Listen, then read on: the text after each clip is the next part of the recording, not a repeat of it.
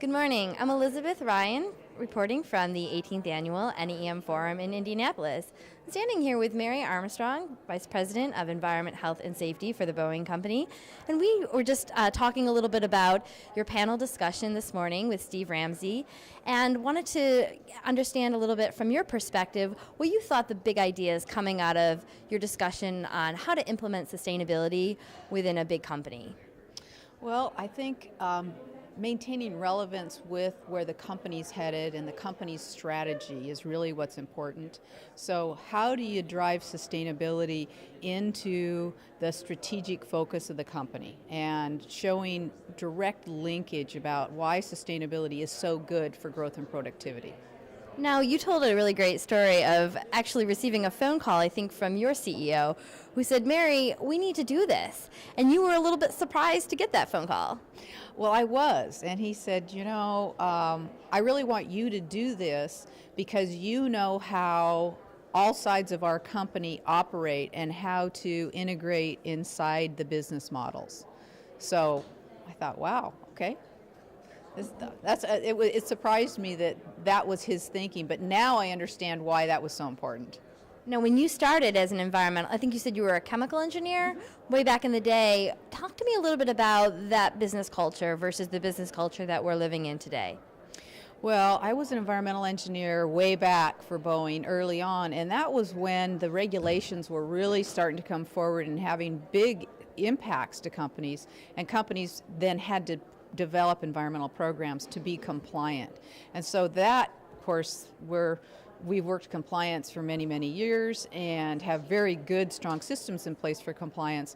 But sustainability is going outside of our four walls and thinking about our overall impact around the globe in terms of our products, our suppliers, our products after the useful life. So it's a much broader life cycle approach to what was once compliance inside our four walls.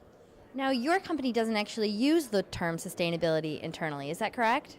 Well, we don't use the term sustainability because it's something that we really have to define for us. So we use the term environmental stewardship and environmentally progressive products and services, environmentally progressive technology, because we're an engineering company and technology is our business. So our engineers want to hear things in a much more defined term. So that's why we get right down into performance and measures, and we're talking about our environmental footprint and reducing it.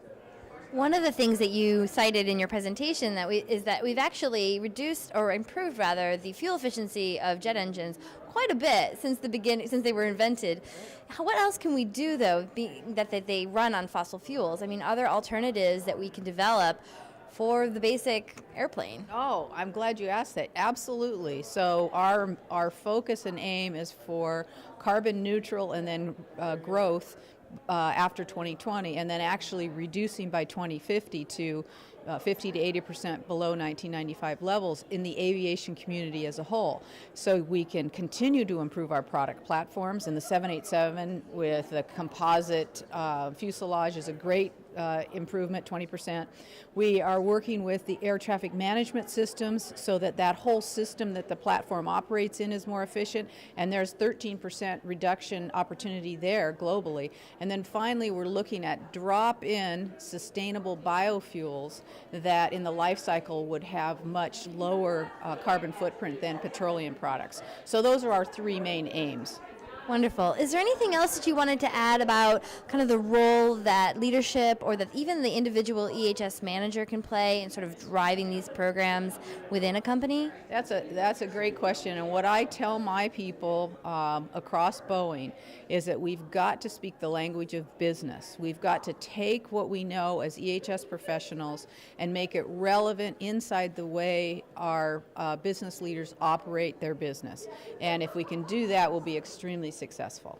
Great. Well, thanks very much for taking the time, Mary. Appreciate it. My pleasure.